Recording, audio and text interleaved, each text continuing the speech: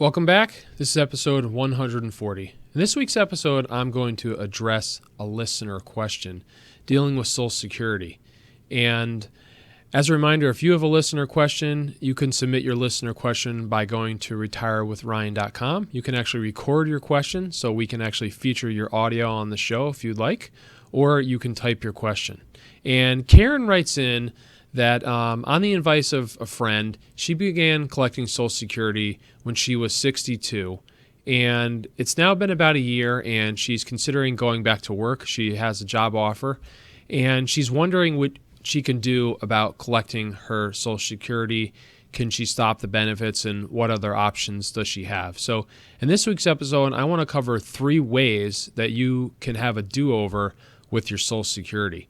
So the first thing is that Social Security allows you, within 12 months of collecting the benefit, since you start receiving your initial benefits, to actually pay back everything that you've received, and you would then restart the clock on Social Security. So this is a one-time do-over that you have. You'd actually fill out Form 521. So you have to repay all benefits you've received, any benefit your spouse has received. So if your spouse is collecting a spousal benefit off of you, or if you happen to have minor children when you collect Social Security and they're receiving a benefit, you'd also have to repay that as well.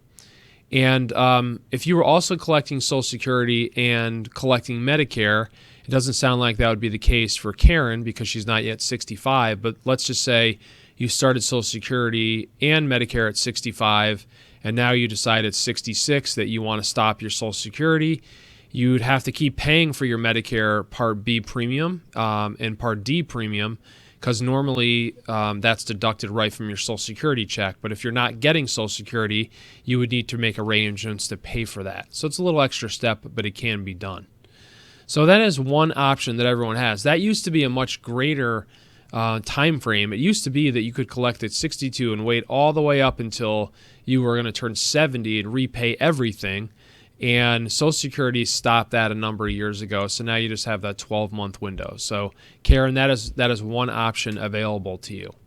Option number 2 is that if you've already spent all the money, maybe you don't have the money anymore, you've spent it, and you still want to have a chance at a redo without having to go through this financial hardship, then once you reach your full retirement age, you can stop collecting your benefits, and you could then start getting the benefit of earning the delayed credit. So if you're a listener to this show, I've talked about Social Security in past episodes, but one of the big things that I'm a proponent on, I teach to my clients, is that if you're a single person and you have a reasonable Social Security benefit, or if you're the higher earning spouse in a relationship, then you may want to think about delaying your benefit until age 70, because what you're getting for doing that is between your full retirement age and 70, you're earning an 8% credit for every year that you wait. So if your full retirement was 66, you're earning 8% for 4 years, so you'd get a 32% increase. So that is a reason to possibly choose to use this option number 2. If you weren't aware of this and you were advised wrongly, or you didn't know, once you reach full retirement, you could stop collecting your Social Security, and now you'll start to earn that delayed credit. And essentially, it's 8% per year, but if you look at it on a monthly basis, you divide 8% by 12, it gives you 0.66. You're earning 0.2% for every month. So if you don't wait the entire year, right, you wait 8 months and then you start, you're at least benefiting. So that is another option that's available to you. But you do have to reach full retirement. So you have to reach that point. So, Karen, for your situation, this wouldn't really be an option for you.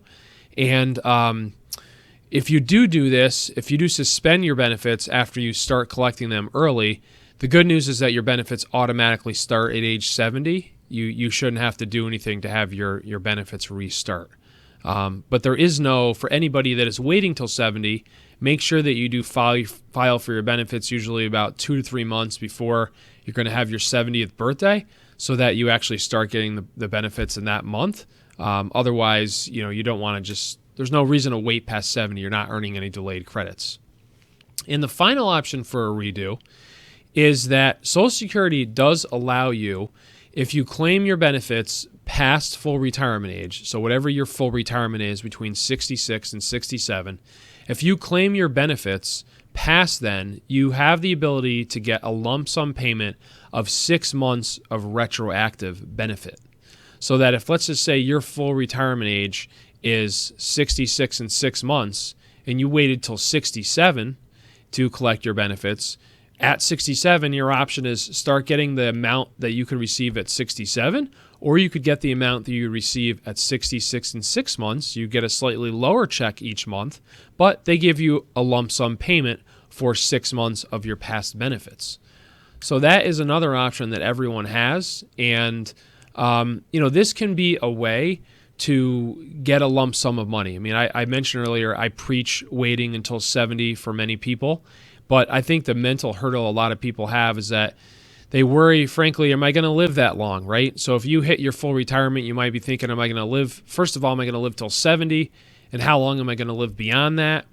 And I've seen a study, I couldn't find it for this episode, but I've seen it reference that there's a 95% chance that if you live until your full retirement age, that you will make it till age 70.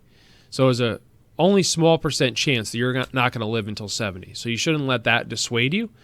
But if you need to play a little mental game with yourself, right? Sometimes we play a little mental tricks to help ourselves do things that are in our best interest. But a mental trick looking at this is that, let's just say your full retirement was 66 and 6 months, and you're trying to make it till 70. You know that's the right thing to do.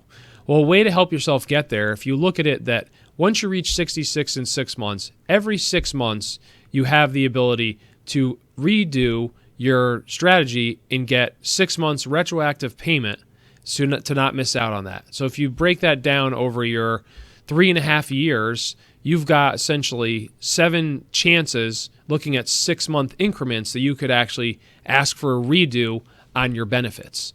And you even have more chances than that because once you reach 66 and 6 months, as we discussed, and then you reach 70, you have 6 months, the ability to get 6 months of a retroactive payment.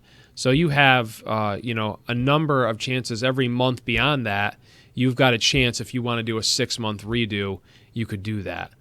So those are your 3 choices as far as having a redo. One thing I will point out though is that when you pass away, there's no ability to redo, as you could imagine, but there's also no ability to do a redo for your spouse.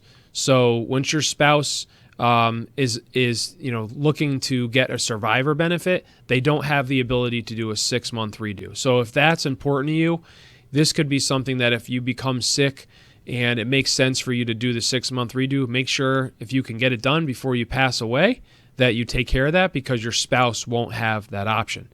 I've also seen some articles that recommend that if you need like a lump sum of money for, let's say, a home repair, right, and you've reached your full retirement age, you needed $10,000, and you could get $2,000 a month. Well, you can get 6 months of that, so now you can get $12,000. That can free up the money for you to have the money as a lump sum to do a home repair. But then you could also restart the clock.